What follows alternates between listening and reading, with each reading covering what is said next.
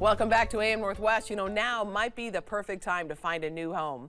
Here to share tips for both buyers and sellers in 2024, we welcome back real estate broker Michelle Maida. Good to see you again, Michelle. Good to see you too. You've got lots of tips. Let's start with the buyers, and you say, what are you waiting for? Yeah, what are you waiting for? Because this is really an excellent time to buy. Now, you're looking at interest rates today. They have dropped. They're down to 6.5% for conventional financing. You know, a few months ago, they were at 8. Wow. Yeah, there are so many opportunities out there for buyers right now. And I think first-time buyers. First-time buyers, right. Yeah, it's a good time, although I did write an offer the other day and there were 11 offers on a home in that first-time buyer scenario. Okay. And I think that buyers are afraid of that. I think buyers are afraid of interest rates, and there are a lot of things that you can do, especially for first-time buyers. There's a lot of opportunity to lower that rate. How so? Like, how can you do that? Well, one of the things I like to tell my first-time buyers is let's look at houses that have been on the market for a while. Okay. Right? Oh, that makes sense. Yeah, because maybe they've gone on the market over the holiday season. Maybe they went on the market when it was 7.5% interest rate. Maybe they went on the market and they priced it too high, which is one of the worst things a seller can do. That's how you're going to lose money as a seller. Right. Is pricing it too high. But these houses, buyers tend to look at what's new in the market. When they see something that's been on the market for a few months, they think, what's wrong with that house? Yeah. And oftentimes what's wrong with that house is the timing when it went on the market and the price when it went on the market. So there's an opportunity there to make an offer on a house, perhaps get it at a lower rate, perhaps ask the seller to buy down the rate for you. Instead of asking for a That's something you can do? That's something you can do. Oh, I didn't know. That's something you can do. You know, a lot of times people ask for a closing cost credit. Right. Well, ask for a credit to buy down the rate. Right. And we have a house coming on the market in about 2 weeks, and it's more of an upper-end house, but the seller is starting off offering a $30,000 buy down. Wow. In the rate. So you can buy down the rate. And then you should talk to mortgage brokers and find yourself a good lender, because we have several lenders who are doing things like this. I've got a lender I work with. They're buying down the rate 1 point for the first year of the loan for the buyer. However, for the first 5 years of the loan, the buyer can refinance at no cost. Oh. So the rates go down further, Right. the buyer wants to refinance at no cost. And we're finding a lot of lenders who are doing this. So there's a lot of opportunities that buyers, I think, just don't know about that can help them buy down the rate. And also, in a time like this, Right. when we see that the prices have dropped 2% and that the amount of inventory has gone up, there's opportunity to actually get into a house and get some repairs done and have the seller work with you, which is something we haven't seen for 5 years, 6 years, 7 years. So, yeah, Also, why wait? This is the time to buy. Also, when you mention that a house has been on the market, sometimes it's just because it's a house that's not meant for everybody, but it may be meant for you. Absolutely. Yeah. Absolutely. Yeah. I mean, I always like to say that buyers are HGTV educated. Right. However, there's so much opportunity in sweat equity and buying a house. Oh, yeah. You know, sometimes it's just the color.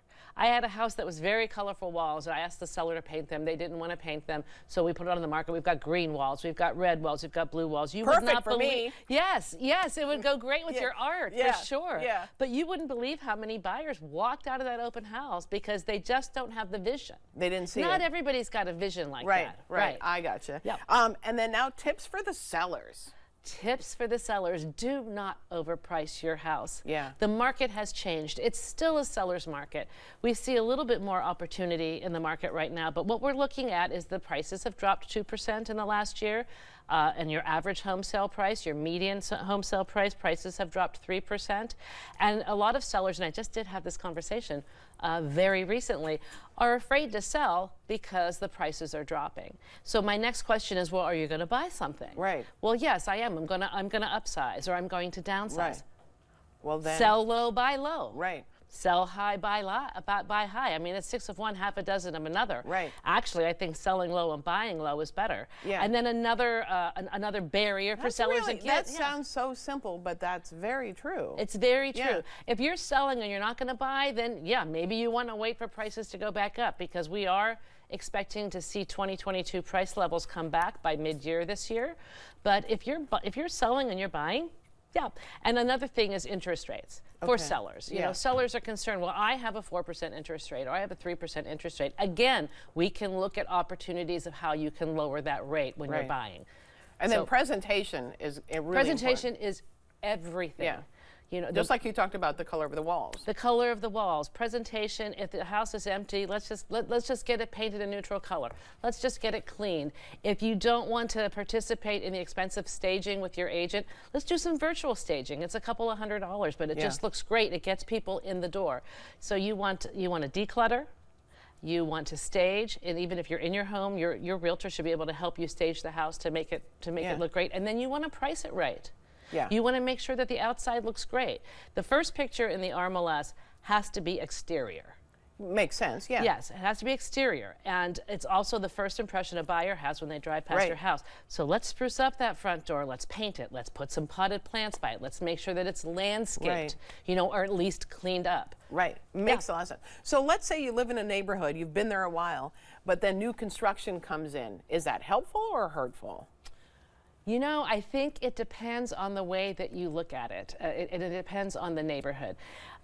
I remember in my neighborhood, which is a neighborhood of mid-century modern homes. So they're 1 to 1.5 stories high. They sit back 15 feet. And suddenly we started getting new construction, like I think Renaissance, who builds great homes, came in and built 2 houses. And when I looked out my bedroom window, it was like, oh my God, that's a dinosaur coming up over the trees. Yeah. And then I met the people who bought the house, and they were lovely, and they really contributed to the neighborhood. So I think you have to have an open mind, because we are looking at needing a lot of infill housing. We need homes. We need 550,000 homes in the next 10 years, just in the Portland metro area. So yes, I think be open to the new construction. And if you really don't like it, move. There you go. Call your realtor, sell your house, buy another house. Michelle, thank you so much.